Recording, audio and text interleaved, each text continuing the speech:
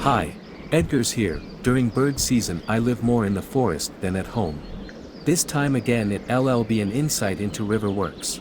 Only this time in the summer. In the middle of May. Early in the morning at the peak of the bird chorus at the Zaņa river near the Lithuanian border.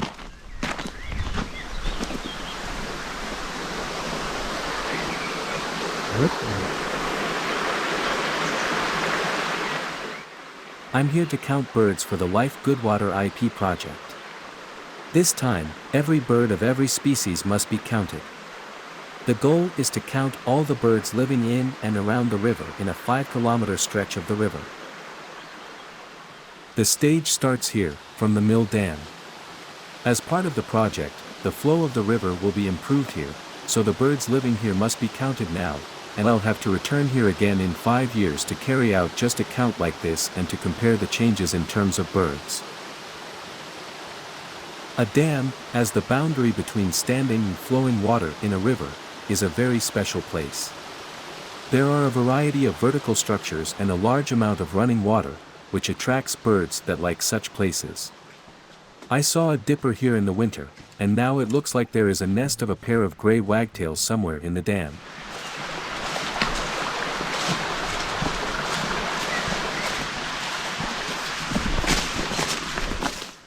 Wise people have counted that there are only about 40 pairs of gray wagtails nesting in Latvia. Is it a lot or a little? This is not an easy question to answer. But I know that seeing one of the 40 nesting pairs in Latvia is cool. But, how cool? Can it be measured in any way?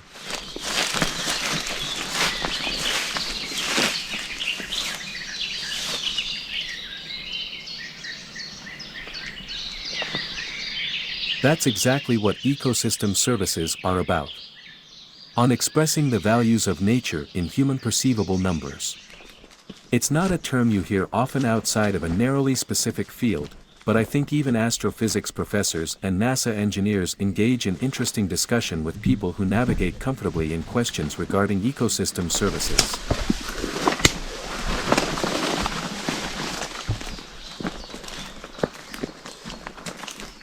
Ecosystem services are a system of judgments with the help of which, for example, one nature's values can be expressed with the help of other ones.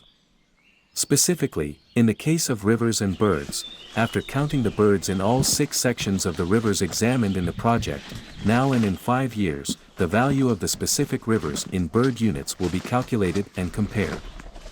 This will be one specific number for each stage, and since it is obtained by the same method, the numbers thus obtained will be comparable. What are bird units? Based on the rarity or frequency of each species in Latvia, a value was assigned to each species, which converts into the excitement that seeing it causes in an enthusiastic collector of the bird species seen, the birder. Seeing large flocks and finding nests for the respective species is even more valuable. According to this formula, finding the only nest of a bird species in Latvia would mean absolute joy.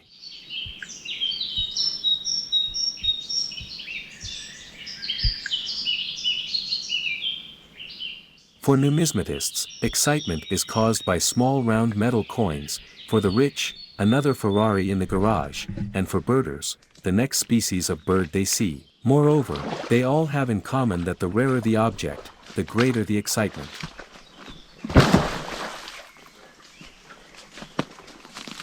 On the other hand, by counting the birds in the river section and recalculating their observations into the corresponding values, the value of the river section in bird units can be obtained. You say, that is just pure madness.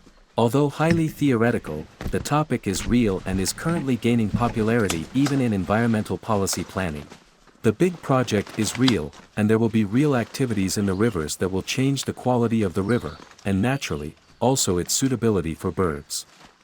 After a method has been invented in the winter, while sitting at the computer in a warm room, it is necessary to obtain actual data in the summer in order to be able to test the method, and they will also be useful for comparison after 5 years.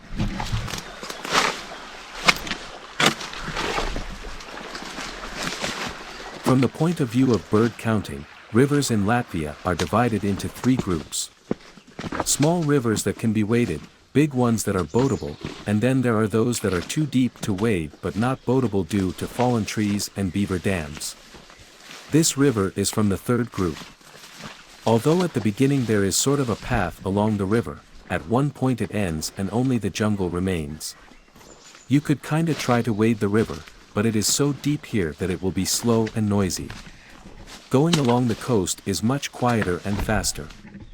However, I have to stay as close to the river as possible and keep an eye on it all the time so I don't miss the kingfisher or the sandpiper, two species expected here that are easy to miss if you don't walk along the river closely.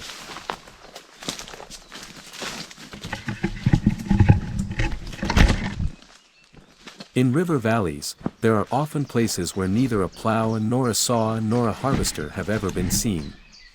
Also, random people practically do not wander here. You need serious motivation to even be here.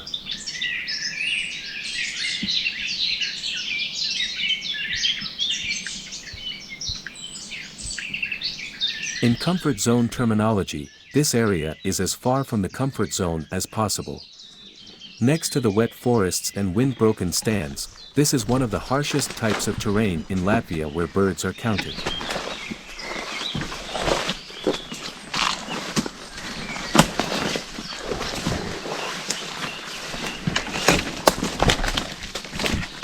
And there's a lot of birds.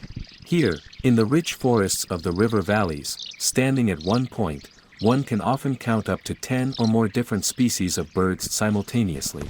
The most frequent, moreover, even several birds at the same time, so that one song overlaps another. It takes a lot of concentration and auditory resolution not to miss a bird, but you can't go to the other extreme either and count doubtful birds multiple times. With every step I take, the location of the birds in the space around me changes. Besides, the birds also often move. You have to keep track of all this.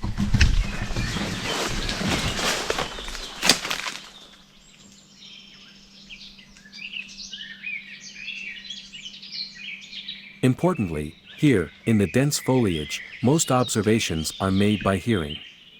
Binoculars are only useful for reviewing the far ends of the straightest sections of the river, or if one spots something larger in flight above the forest, but otherwise, binoculars are unnecessary here in the jungle. In order to obtain a sufficient amount of data, it has been decided that 5 kilometers of the river course should be surveyed this way. My speed of movement is about 2 kilometers per hour, and since the birds are actively singing in May, on average, about 5 hours after sunrise, it is impossible to do much more than one such stage in one morning. To be honest, I don't want to either.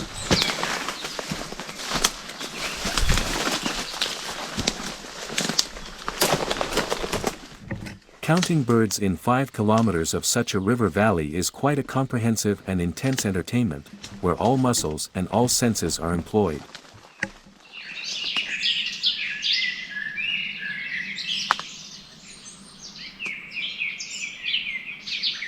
Unfortunately, the riverbeds do not usually make circles about 5 kilometers long, so that after covering 5 kilometers I would end up back at the starting point. Usually, at the end of the surveyed section, I am several kilometers away from the car, to which I still have to get back.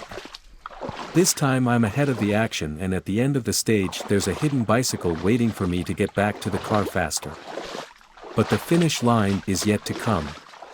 It got even more interesting further on, so I had to put the camera down, because not only both legs but also both hands were needed to take the count. In total, I got 165 records of 41 bird species in this inventory in total, which is not too much in the general Latvian spring scale, but the density of birds was quite high. Stay tuned, this summer I took the camera with me on some other counts too.